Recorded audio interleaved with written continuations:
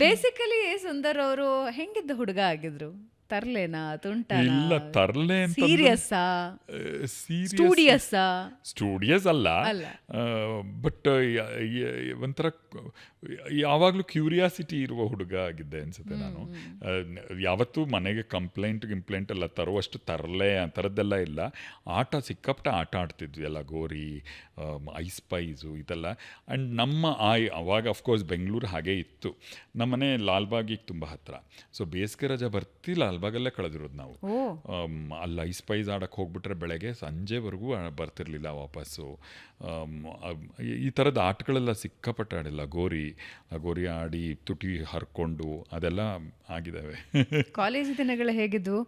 Of course you are one of the handsome, ಇಲ್ಲ ಸ್ಫುರದ್ರೂಪಿ ಅನ್ನೋದ್ರಲ್ಲಿ ತಪ್ಪಿಲ್ಲ, ಡೆಫಿನೆಟ್ಲಿ ಯು ಆರ್ ಒಬ್ಬ ಸ್ಫುರದ್ರೂಪಿ ಕಲಾವಿದರಾಗಿದ್ರಿ, ಸ್ಫುರದ್ರೂಪಿ ಯುವಕರಾಗಿದ್ರು ಫಾರ್ ಶೋರ್. ಕಾಲೇಜಿನ ದಿನಗಳಲ್ಲಿ ಪ್ರೇಮ ಪತ್ರಗಳು ಅಥವಾ ನಿಮ್ಮ ಪ್ರೇಮ ಪತ್ರಗಳು ಹಂಗೇನಾದ್ರೂ ಇತ್ತ? ವೀಣಾ ಅವರು ವೀಣಾ ಅವ್ರು ನೋಡಲ್ಲ ಅಂತ ಅನ್ಕೋತೀನಿ. ನೋಡ್ಲಿ ಪರವಾಗಿಲ್ಲ, ಹೇಗೆ ಗೊತ್ತಿಲ್ಲದೆ ಇರೋದು ಏನೂ ಇಲ್ಲ. ಕಾಲೇಜ್ ದಿನಗಳಲ್ಲಿ ನನಗೆ ಬಹಳ ಕಾಂಪ್ಲೆಕ್ಸ್ ಇತ್ತು. ನಾನು ಕನ್ನಡ ಮೀಡಿಯಂನಲ್ಲಿ ಹೈಸ್ಕೂಲ್ ಮಾಡಿದ್ದು. ಸೊ ಅಲ್ಲಿಂದ ಒಂದು ಸೆಂಟ್ ಜೋಸೆಫ್ ಕಾಮರ್ಸ್ ಕಾಲೇಜ್, ನಾನು ಓದಿದ್ದು ಸೆಂಟ್ ಜೋಸೆಫ್ ಇಂಡಿಯನ್ ಹೈಸ್ಕೂಲ್ನಲ್ಲೇ. ಈ saint Joseph commerce college Brigade road ಮೇಲಿರುವ ಕಾಮರ್ಸ್ ಕಾಲೇಜಿನಲ್ಲಿ ಹೋದಾಗ ನನಗೆ ಸಾಕಷ್ಟು ಇನ್ಫೀರಿಯಾರಿಟಿ ಕಾಂಪ್ಲೆಕ್ಸ್ ಇತ್ತು.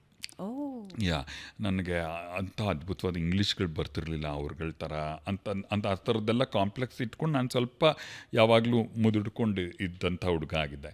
ಸೊ ನನಗೆ ಅದಕ್ಕೆ ಬಹುಶಃ ಕನ್ನಡ ಕ್ಲಾಸಸ್ನಲ್ಲಿ ಒಂಥರ ಓಪನ್ ಅಪ್ ಆಗೋಕ್ಕೆ, ರೆಕ್ಕೆ ಬಿಚ್ಚೋಕ್ಕೆ ಎಲ್ಲ ಅನುಕೂಲವಾದಂಥ ವೇದಿಕೆ ಆಗಿತ್ತು ಕನ್ನಡ ಸಂಘ.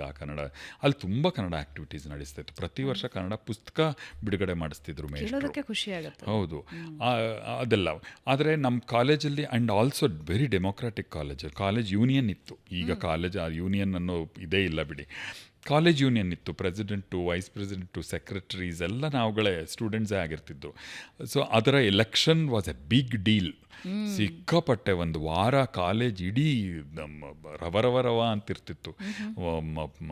ಏನು ಅವ್ರ ಕ್ಯಾನ್ವಾಸಿಗೆ ಹೋಗೋದೇನು, ಅವ್ರ ಪ್ರಚಾರಗಳು, ಯಾರ ಪರ ನಿಂತಿದ್ದೀವಿ, ಅವ್ರ ಪರ ನಿಂತಿದ್ದೀವಿ ಅಂತ ಈ ಕಡೆ ಲಡಾಯಿಗಳು, ಅದೆಲ್ಲ ಬಹಳಷ್ಟು ನಡೆದಿತ್ತು. ಇನ್ವಾಲ್ವ್ಮೆಂಟ್ ಇತ್ತು.